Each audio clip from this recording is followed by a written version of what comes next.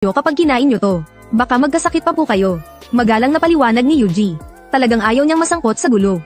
Pero ang ganitong klase ng pagdadahilan ay mas lalong nagmukhang panunuya. Sinong restaurant ba naman ang aamin na marumi ang pagkain nila? At hindi pa malinis. Hindi ba't parang may sira sa ulo yon?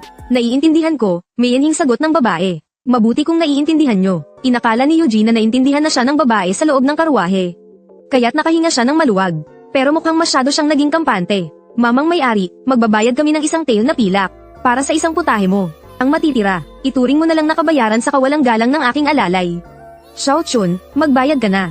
Naging malamig ang mayanhing boses. Binibini, hindi po ba't sobra naman ang isang tail? Tila hindi sang-ayon ng alalay na nagngangalang Xiao Chun. Kahit gaano pa kasarap ang pagkain ito, hindi ito nagkakahalaga ng isang tail. Magbayad ka na, nang harapin ang sariling alalay. Hindi na naging magalang ang malamig na boses. Seryoso ang tono ng boses. Malinaw na gusto na niyang tapusin agad ang usapang ito. Si Xiao Chin naman ay puno ng pag-asa at paghanga, habang pinapanood ang kanyang amo sa sandaling iyon. Kumita na agad ang amo niya ng isang tail ng pilak. Kung siya iyon, kailangan pa niyang magbuhat ng mabibigat na sako sa daungan. Aabutin siya ng 1 o 2 buwan para doon. Pero ang amo niya, sa isang pagkain lang ay kinita na iyon. Talagang para siyang Diyos sa paningin niya. Hindi iyan ang ibig kong sabihin. Ang pagkain ko ay talagang hindi malinis. Talagang hindi ko ito maibibenta sa iyo. Dahil kung sumakit ang tiyan mo, sino ang mananagot? Hindi natinag si Yuji sa biglaang pag-abot ng pilak. Mas nag-aalala siyang masangkot sa gulo. At saka, hindi rin siya tiwala sa sarili niyang mga prekok na ulam. 5 barya bawat supot. Hindi ko talaga masisiguro ang kalidad. Ayos lang, kung sumakit man ang tiyan ko, problema ko na iyon. Hindi mo na kailangang managot, boss. Walang pakialam na sabi ng boses mula sa karwahe. Sinubukan pa ni Yuji na tumanggi. 10 tail, halatang naiinip na ang tao sa loob ng karwahe. Isang swoosh na tunog lang ang narinig. Isang piraso ng pilak ang lumipad palabas mula sa karwahe. At saktong lumapag sa kamay ni Yuji. Tinimbang-timbang niya ito. Hindi kulang, hindi sobra. Eksaktong 10 tail. Kung ganoon, magbibigay ako ng babala. Kapag sumama ang pakiramdam ninyo, hindi ninyo ako maaaring balikan para guluhin. Tanga na lang ang tatanggi sa pera. Siyempre, hindi tatanggihan ni Yuji ang pera. Tutal, kinakain naman ito ng lahat. Walang dahilan para hindi ito makain ng isang senyorita na sanay sa layaw. Pagkasabi ng mga salitang iyon, pumunta si Yuji sa kusina. Matapos muli ang pamilyar na proseso. Isang mangkok ng mabangong kung pao chicken ang naluto. Dati, para magustuhan ng ilang mga elegante ngunit mahihirap na iskolar. Sadya talagang bumili si Yuji ng mga kahoy na lalagyan para sa takeout. Sakto, nagamit niya ang mga ito ngayon. Mabilis lang. Isang kahon ng kung pao chicken at isang kahon ng kanin ang naimpake na. Senyorita, pakiusap po, huwag ninyo itong kainin model. Talagang hindi malinis itong pagkain ko. Tuwang-tuwa niyang hinawakan ng mabibigat na pilak sa kanyang kamay. Mabait na pinaalalahanan ni Yuji ang papalayong karwahe. HMP, binibini. Sobra na ang pang-aapi niya. Kahit siya na ang tama, hindi pa rin marunong magpatawad. Si Xiao Chun ay sumusunod sa tabi ng karwahe, habang pinakikinggan ang boses na nagmumula sa malayo sa kanyang likuran. Inakala niyang tinutuya pa rin siya ni Yuji. Sa sobrang galit ay napapadyak siya. Paulit-ulit na sinasabi ng lalaking iyon na hindi malinis ang tindahan niya. Hindi ba tinutuya lang niya ang mga sinabi ko kanina? Nagbayad na nga tayo ng napakalaking halaga. Pero tinutuya pa rin tayo ng may-ari.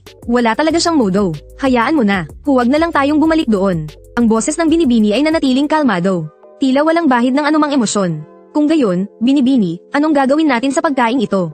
Gusto niyo po bang tikman ko muna para malaman kung may lason? Gusto na sanang itapon ni Xiao Chun ang pagkain.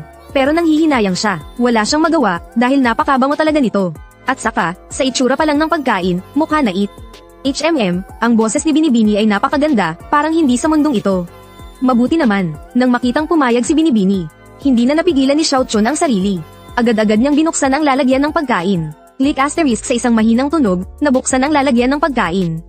Isang bugso ng mainit na hangin, na parang buhawi, ay pumasok sa kanyang ilong, dala ang bango ng ulam. Sa gitna ng lalagyan, naroon ang kung pao chicken, tahimik na nakalagay. Tila isang napakagandang obra maestra. Ang malambot at makinis na manok ay hiniwa sa maliliit na piraso. Bawat piraso ay nagpapakita ng isang kaakit-akit na kulay ginto. Para bang isinasalaysay nito ang sarap. Ang malapot at mabangong sarsa ay parang isang marangyang balabal, na mahigpit na bumabalot sa manok. Bawat piraso ng manok ay saktong-sakto ang pagkababad sa sarsa. Ang kulay ay matingkad at may kintab. Kaya kapag nakita mo na, hindi mo na maiiwas ang iyong tingin. Maingat na kumuha ng isang piraso ng manok si Xiao Chun. At inilagay ito sa kanyang bibig. Sa isang iglap, isang napakasarap na lasa ang kumalat sa kanyang dila. Ang manok ay malambot at makatas. Ang texture ay malinamnam. Perpektong humalo sa malapot na sarsa. Nagiiwan ito ng lasang hindi malilimutan. Sa isa pang lalagyan ng pagkain, ang kanin ay buo-buo at hindi magkadikit. Kasing linaw at kasing kinang ng mga perlas. Bawat butil ng kanin ay may bahagyang amoy ng karne. Nakakatakam. Dahan-daang kumuha ng kanin si Xiao Chun gamit ang kanyang chopsticks. At isinubo ito. Ang kanin ay malambot at malagkit. May kaunting tamis, kapag isinabay sa kung pao chicken. Ito ay isang perpektong kombinasyon. Si Xiao Chun na noong una ay balak lang tikman kung may lasa ng pagkain para sa kanyang senyorita. Ay sunod-sunod ang subo. Hindi na niya mapigilan. Di nagtagal, huminto ang karwahe sa harap ng isang mansyon. Isang bota ang nakasabit ng kitang-kita sa tarangkahan ng mansyon. Ito ang tahanan ng pinakakilalang pamilya sa bayan ng Keihua, ang pamilya Zhou. Ang sakay ng karwahe ay walang iba kundi ang panganay na anak na babae ng pamilya Zhou, si Zhou Xinyu. Senyorita, nandito na po tayo. Nandito na tayo, nakauwi na. Naku po, pagkaalalay pa lang ni Xiao Chun sa kamay ng senyorita. Bigla siyang natigilan. Anong problema? Bakit ka nagugulat? Kalmadong tanong ni Zhou Xinyu. Naku po, hindi ko po sinasadyang naubos lahat ang pagkain. Nako, senyorita, gusto niyo po bang bumalik ako para bumili ng isa pa? Sa sobrang taranta ni Xiao Chun ay napapatalon na siya. Dahil natikman na niya ito, alam na niya kung gaano kasarap ang pagkain iyon. Ngunit naging abala siya sa pagkain kanina. At tuluyan niyang nakalimutang tirhan ang kanyang senyorita. Ito'y isang kasalanang kamatayan ng parusa. Huwag na, hindi ba't isang ulam lang naman yan? Kung makukuha ko, swerte ko. Kung mawawala, kapalaran ko. Bukod pa riyan, hindi ba't sinabi mong hindi ka nababalik doon? Medyo nagtaka si Zhou Xinyu, model. Hindi naman matako itong alalay ko. Anong nangyari sa kanya ngayon? Pero masarap po talaga, mahinang sabi ni Xiao Chun. Gaano naman yan kasarap, isa lang naman yang putahe. Halika na, bumalik na tayo sa mansyon. Sa mga sandaling ito, si Zhou Xinyu ay walang kaalam-alam sa kung ano ang kanyang pinalampas. Inakala niyang isa lamang itong medyo masarap na putahe. Lumaki siya sa isang mayamang pamilya. Anong masasarap na pagkain ang hindi pa niya natitikman? Kaya natural lang na hindi niya ito pinansin. Kanina ay bigla lang din niyang naisipan. Pero kanina pa sila iniinsulto ng may-ari. Hindi naman siya manhid para hindi magalit. Kaya medyo naiinis na rin siya. Sa simula pa lang, wala na talaga siyang balak kainin ang putaheng iyon. Ngayong wala na ang putahe. Natural lang na mas lalo siyang walang pakialam. Pero binibini, sobrang sarap po talaga ng putaheng iyon. Gusto pa sanang magpaliwanag ni Xiao Chun. Siya ang kumain ng putahe. Kaya siya lang ang tunay na nakakaalam. Napakasarap ng lasa nito. Hinahanap-hanap niya ang lasa at gusto pa niyang kumain ulit. Huwag ka nang magsalita, uwi na tayo sa mansyon. Matapos umalis si Zhou Xinyu sa restaurant. Sa panig naman ni Xiao Qin, hindi na siya makapaghintay na maglinis para kay Yuji. Kumuha siya ng isang palangga ng tubig. Kumuha ng basahan at masigasig na nagpunas. Bawat sulok ay pinunasan niya ng hindi bababa sa 4 na beses. Kahit ang sahig ay hindi niya pinalampas. Halos gawin na niyang marmol ang sahig sa sobrang kintab. At lalo na ang signboard sa may pinto. Nangingintab ito sa sobrang linis. Mula sa malayo, napakalinaw at kaaya-aya nitong tingnan. Siyempre, lumabas din ang naging epekto ng kanyang sobrang pagtatrabaho. At iyon ay, hanggang sa pagsapit ng gabi. Saka pa lang niya natapos linisin ang unang palapag. Ang ikalawang palapag ay hindi pa niya nasisimulan man lang. Tama na. Huwag ka nang magpunas, sabi ni Yuji habang tinitingnan ng oras. 8:00 na ng gabi, agad niyang pinigilan si Xiao Qin na masigasig pa ring naglilinis. Hindi po pwede, boss. Tumatanggap po ako ng bayad mula kay Ginoong Wang. Kailangan ko po itong tapusin. Hindi itinigil ni Xiao Qin ang kanyang ginagawa. Sa isang banda, tumanggap siya ng bayad kaya hindi niya pwedeng hindi gawin ang trabaho. Sa kabilang banda naman, talagang napakabait sa kanya ng boss niya. Hindi lang siya nito pinakain ng kanin. Pinakain pa siya nito ng pinakamasarap na pagkain sa buong mundo. Yung pagkain yun, baka kahit ang mga Diyos ay ganoon lang din kasarap ang kinakain. Siya, isang hamak na batang isinilang sa isang mahirap na pamilya. Maliban sa kanyang lakas, wala na siyang ibang maipambabayad. Kaya kailangan niyang magtrabaho ng mas mabuti. Napag-isipan na niya, hindi lang para sa araw na ito. Sa hinaharap, babalik siya paminsan-minsan para tulungan ang boss na maglinis. Kung hindi niya masusuklian ang kabutihan ng boss sa kanya. Hindi ko sinabing hindi ka pwedeng magtrabaho. Pero magsasara na kami para sa araw na to. Pwede kang bumalik bukas. Syempre, hindi kami bukas sa umaga. Pwede kang pumunta muna sa bundok para manguha ng mga halamang gamot. Tapos bumalik ka sa hapon para ipagpatuloy ang trabaho. Dahil malaki ang kinita ngayon, gusto na lang mag-petex ni Yuji. 10 tail na pilak. Noong unang panahon, ang palitan ng pilak at ginto ay 10 sa isa. Ibig sabihin, kung i-convert, kumita siya ngayon ng 1 tail na ginto. Ang presyo ng ginto ay mas mahal kaysa sa pilak. Sine-arch niya lang kanina sa internet. Ang presyo ng ginto ngayon ay mahigit 900,000. Bawat kilo, ang 1 tail na ginto ay katumbas ng mahigit 45,000 piso. Kumita ng mahigit 40,000 piso sa isang araw. Sobrang dali talagang kumita ng pera. Itong paraan ng paghingi ng tawad ng mga mayayaman ay talagang simple at prangka na hindi mo kayang kamuhian. Naintindihan na rin niya sa wakas. Hindi pwedeng ibenta ang perang ito bilang antik. Okay lang kahit hindi mahalaga ang tanso at pilak. Basta't mahalaga ang ginto, ayos lang. Sa hinaharap, iipunin niya lahat ng kikitain niyang pera. At sa huli, ipagpapalit niya ito sa ginto para may benta. Ang ratio ng presyo ng pilak sa ginto sa kanila ay 10 sa isa. Kahit na hindi puro ang ginto dito. Basta tunay na ginto, siguradong hindi siya malulugi. Syempre, dahil kumita siya ng malaki ngayong araw. Kailangan niyang mag-relax muna. Mas mabuti pang magsara na lang ng maaga. Tutal, wala namang masyadong customer sa gabi. Boss, mahilig ka sa mga halamang gamot. Narinig ni Xiaoqin na binanggit ito ni Yuji sa pangalawang pagkakataon. Kaya hindi niya napigil ang magtanong. Syempre, hindi ba't sinabi ko na sa iyo? Kung magdadala ka ng mga halamang gamot dito sa akin, hindi lang kita babayaran para sa mga gamot. Pakakainin pa kita. Masyadong matagal mag-ipon ng ginto. Kailangan pa rin gumawa ng ibang maliliit na negosyo para mapanatili ang daloy ng pera. Talaga, medyo na-excite si Xiaoqin. Nakatikim na siya ng pagkain ng boss dito.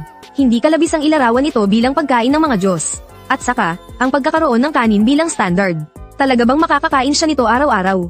Tungkol naman sa mga halamang gamot, hindi siya nag-aalala kahit kaunti. Sa kanilang malawak na kabundukan, walang gaanong ibang bagay, kundi maraming halamang gamot. Kaya lang, hindi ito naibebenta sa magandang presyo noon. Kaya paminsan-minsan lang siyang pumupunta rito. Ngayon, kung kasama na ang pagkain, kailangan na niyang pag-isipan kung hihikayatin ba niya ang mga taga-nayon na tumulong sa pagkuha ng mga halamang gamot. Kahit na matapat si Xiaoqin, pero hindi naman siya walang isip. Kung hindi sana siya kukuha ng mga halamang gamot para ibenta sa syudad. Sa edad niya, marami sa nayon ang walang ginagawa. Wala silang ibang magawa, pero kaya nilang mangolekta ng mga halamang gamot. Dati, mahirap ibenta ang mga halamang gamot, kaya siya mismo ang nangunguha para ibenta sa syudad. Pero kung talagang gusto ng boss, hindi niya mamasamain na maging isang middleman. Kahit kumita ng mas kaunti, basta't may makakain, sapat na. Para sa sarili niya, balak niyang manatili sa tindahan para tulungan si boss sa mga gawain. At para kumita ng dagdag na pera sa pag-aasikaso ng mga utos. Aba, kanin iyon na may masasarap na ulam. Saan ka naman kikita ng pera sa isang araw na sapat para sa ganoong pagkain? Syempre, totoo, basta dalhin mo lang dito. Tatanggapin ko lahat. Mayroon akong kaibigan mula pagkabata na ang pamilya ay nasa negosyo ng herbal medicine. Nitong mga nakaraang taon, madalas niyang marinig na nagrereklamo ang kaibigan niya. Sabi niya, parami raw ng parami ang mga peking halamang gamot. Ang bisa raw ng mga artipisyal na itinanim ay hindi sapat, kaya maraming mga sinaunang race eta ang hindi na magamit. Isipin mo, sa paghahanda ng gamot, kung mali na ang gamot, paano gagaling ang sakit? Doon sa pamilya ng kaibigan ko, hindi na nila hinahayaan ngayon ang pasyente na bumili ng sarili nilang gamot sa labas. Sila na mismo ang naghahanda nito para sa mga pasyente. Kung hindi nila talaga makokontrol ang bisa ng gamot. Pero ngayon, pahirap na rin ang pahirap bumili ng magagandang klase ng halamang gamot. Kailangan pa nilang sila mismo ang maghanap at bumili. At hindi pa rin sigurado kung makakahanap sila. Paminsan-minsan, nauubusan sila ng supply ng gamot. Kaya wala silang pagpipilian kundi gumamit ng mga artipisyal na itinanim. Tapos, dinadagdagan na lang nila ang dosis. Pero siguradong hindi kasing bisa ng mga ligaw na tumutubo. Dahil mayroon siyang ganitong matatag na mapagkukunan ng supply. Si Yuji ay tiyak na hindi nag-aalala na hindi maibebenta ang mga produkto. Sige, boss, uuwi na po muna ako. Pabalik po ako bukas. Sa sobrang tuwa ni Xiaoqin, halos patakbo na ang kanyang paglakad. Para siyang lasing kung tingnan. Teka, ang lalim na ng gabi. Bakit hindi ka muna kumain ng hapunan bago umalis? Tanong ni Yuji na may halong pag-aalala. Hindi na po. Hindi ko na po hahayaang gumastos pa si boss. Boss, aalis na po ako. Bukas po ulit. Sa sobrang tuwa, tumalikod si Xiaoqin at tumakbo. Sa isang iglap, nawala na siya sa paningin. Ngayong gabi, tiyak na hindi siya makakatulog sa sobrang tuwa. Kumpara sa kanya na hindi makatulog sa tuwa. Pero may ibang tao na hindi makatulog sa sama ng loob. Sa loob ng isang magandang pribadong silid sa Taifeng Glow sa kabisera. Ilang malalakas at matitipunong lalaki. Ang kasalukuyang nagiinuman sa mesa. Nagpapalitan ng tagay at masayang nagtatawanan. Sige. Wang Xiao, mula nang umalis ka sa kabisera. Mga 3 o 4 na buwan na rin tayong hindi nagkikita. Sa pagkakataong ito, espesyal na naghanda ang mga kapatid ng isang salo-salo para sa iyo. Kailangang masigurado naming makakain at makakainom ka ng maayos. Oo nga. Siguradong napagod si Wang Xiao sa kanyang mahabang biyahe. Siguradong hindi naging maayos ang iyong pagkain at pag-inom. Ngayong nakabalik ka na, kailangan mong magpakasaya ng husto. Tama. Tingnan mo itong roasted duck. Itong roasted spring chicken, lahat yan ay mga paborito mo noon, Wang Xiao. Tikman mo, pareho pa rin ang lasa tulad ng dati. Sa kabisera ng mesa, matatag na nakaupo si Wang Shen. Masaya siyang nakikipag-inuman at nakikipagkwentuhan sa kanila. Ang mga pagkain sa harap niya ay lahat ng dati niyang paborito. Sa pagkakataong ito, tiyak na magpapakasaya siya ng husto. Pagkatapos ng ilang tagay, kinuha na rin ni Wang Shen ang kanyang chopsticks at itinutok sa roasted chicken na nasa harap niya. Sa isang marahang hila, natanggal niya ang isang hita ng manok. Ganoon pa rin ang pakiramdam tulad ng dati. Kontentong isinubo ni Wang Shen ang hita ng manok sa kanyang bibig. Ngunit sa isang kagat pa lang, agad niyang naramdaman na iba na ang lasa nito. Bakit parang hindi na ito kasing sarap ng dati? Anong problema, Wang Xiao? Bakit hindi ka kumakain? Nakita ng mga kasama niya na si Wang Shen ay nakahawak sa hita ng manok. At matagal na hindi ito binibitawan. Kaya medyo nagtaka sila, parang may iba yata sa lasa nito. Nagpalit ba ng chef ang Tai Feng Glow? Nagtatakang tanong ni Wang Shen. Dati, paboritong-paborito niya ang roasted chicken na ito. Pero ngayon, sa isang kagat pa lang, parang nawalan na siya ng ganang kumain pa. Medyo matabang, wala na yung dating pananabik. Hindi di ba ganito naman lagi ang lasa nito? Masarap naman Nang marinig ito, sumandok din ang katabi niya at isinubo. Tinikman niya at ganoon pa rin naman ang lasa. Imposible, parang hindi na kasing sarap ng dati. Muling tumikim si Wang Shen. Talagang wala na yung dating sarap nito para sa akin. Napakasarap kaya ng pagkain na to. Young Master Wang, nagbago na ba ang panlasa mo? Siguro dahil ilang buwan na akong hindi nakakakain nito. Kaya medyo naninibago lang ako. Ayos lang, ayos lang. Tikman mo pa ang ibang putahe. Napakaraming nakahain Lahat yan paborito mo. Hindi naman ito gaanong pinansin ng mga tao sa paligid nila. Sa isang biyahe na tumatagal ng ilang buwan. Para sa mga taong kailangang maglakbay sa malalayong lugar. Karaniwan lang na magbago ang panlasa. Siguro nga. Tumango si Wang Shen. Ngunit kahit tumikim pa siya ng ilang beses mula sa ibang putahe. Sa huli ay napilitan din siyang ibaba ang kanyang mga chopsticks. Bakit hindi ko to napansin noon? Malansa at matigas pala ang mga pagkain sa Tai Feng Tower. At ang pinakamatindi, matabang at walang lasa. Halos hindi ko malunok kung ikukumpara sa Kung Pao chicken na yun. Na parang nagsasayawan ng iba't ibang lasa sa dila ko. Ang mga pagkain ito sa harap ko ay parang isinawsaw lang sa tubig. Diretso ng inihain. Walang lasa, walang-wala. Halos kapareho lang ng mga tuyong rasyon na pampuno lang ng tiyan. At isipin na siya, ang kagalang-galang na young master ng Wei Yuan Escort Agency. Paano niya naisip murang kainin ang ganitong klaseng pagkain noon? Young Master Wang, anong problema? Wala ka bang gana kumain? May sakit ka ba? Gusto mo bang ipatawag ko ang doktor para tingnan ka? Nag-aalalang tanong ng isa sa kanyang mga tauhan. Si Wang Shen ang kinabukasan ng kanilang Wei Yuan Escort Agency. Kaya hindi pwedeng may mangyaring masama sa kanya. Isipin mo na lang ang kanilang Wei Yuan Escort Agency. Ang negosyo ay sumasaklaw sa 27 probinsya mula Hilaga hanggang timog ng dinastiyang Dachen. Kahit na ang korte ng imperyo, kung minsan ay nangangailangan ng kanilang tulong sa pag-eskolta ng mga bagay. Para sa isang malaking industriya na tulad nila, isang tagapagmana na kayang pasanin ang mabigat na responsibilidad, ay napakahalaga, kahit hindi malakas si Wang Shenwen. Pero ang kanyang galing sa pakikipaglaban ay isa sa pinakamahuhusay sa mga kabataan. Kung magtitiyaga pa siya ng ilang taon, kaya na niyang patakbuhing mag-isa ang negosyo ng ahensya. Sa ganitong panahon, mas mahalaga ang kanyang katawan kaysa sa anupaman. Hindi kailangan. Kumain lang kasi ako ng isang napakasarap na ulam noong pabalik sa kabisera. Kung ikukumpara sa ulam na iyon, itong mga ito ay parang pagkain ng baboy. Talagang napakahirap kainin. Tingnan mo itong manok, matigas. Yung manok na kinain ko, malambot at makatas. May halong sarsa, na kumikinang at parang kristal. Talagang kakaiba. Tapos itong lasa, huwag na nating pag-usapan. Sa isang salita, matabang. Hindi katulad ng pagkain iyon. Sa isang kagat, 10-10 lasa ang sumasabog sa bibig. Pero malinaw ang bawat patong ng lasa. Isipin mo pa lang, talagang nakakatakam na. Naalala ni Wang Shen ang hapunan kagabi. Hindi niya namamalayan na tumutulong na pala ang laway niya. Ganoon ba talaga kasarap? Masyado namang exaggerated ang pagkakasabi niyan. Kung ganoon, edi pagkain na pala ng mga Diyos yan. Siyempre, hindi naniwala ang mga tauhan niya. Lahat sila ay mga tanod ng isang ahensya ng escort. Ilang taon na rin silang naglalakbay sa iba't ibang lugar. Masasabing ang mga sikat na kainan sa iba't ibang lugar. Nasubukan na nilang lahat, pero sa totoo lang, pagkatapos maglibot-libot, ang 8 malalaking restaurant pa rin sa kabisera ang pinakamagaling. Hindi naman sa hindi masarap sa ibang lugar, pero hanggang sa kapantay lang sila ng 8 malalaking restaurant sa kabisera. Paanong may taong makakapagluto ng ganyan? Na kayang magmukhang walang kwenta ang mga pagkain ng 8 sikat na restaurant. Baka kahit ang mga hepe pa sa kusina ng palasyo, ay hindi maglalakas loob na magyabang ng ganyan, di ba? Sabi nga nila, ang mga pinakamahuhusay sa lahat ng larangan, ay laging nagsisilbi sa pamilya ng emperador. Masasabi na ang mga kusinero ng palasyo ang kumakatawan sa tuktok ng galing sa pagluluto sa dinastiyang ito. Anging ang mga natanggal o nagretiro lang mula sa kusina ng palasyo. Ang posibleng maaga ng iba, ang 8 malalaking restaurant sa kabisera. Bawat isa sa kanila ay may ilang veteranong kusinero mula sa palasyo na namamahala. Kaya naman hindi sila basta-basta matatapatan ng ibang mga restaurant. Syempre, hindi naman sa wala ng iba pang lugar na may sariling espesyalidad. Posible rin namang may 1 o 2 silang pambatong putahe. Pero yung aabot sa puntong hindi na makakain ng batang amo nila dahil dito. Abay medyo kalokohan na yun. O kahit papaano, hindi sila naniniwala. Nako, pagkain talaga para sa mga Diyos. Sa buong buhay ko, hindi pa ako nakakatikim ng ganoon. Isang putahe na ganoon kay aman at kasalimuot ang lasa. Hindi na alam ni Wang Shen kung paano pa niya ipapaliwanag. Ang ganoong klaseng sarap ay hindi niya kayang ilarawan. Kung ganoon, saan niyo po kinain yan, Young Master Wang? Naging mabilis mag-isip ang isa sa mga tauhan niya. Iilan lang naman kasi ang mga sikat na restaurant. At halos lahat naman ay napuntahan na natin. Sabihin niyo lang para masuri naming lahat kung totoo nga. Hindi naman kalayuan. Nasa Kihua Town lang, wala pang 1 araw na biyahe mula sa kabisera. May isang restaurant doon. Paano ko ba sasabihin? Basta, mukha siyang napakatagal na.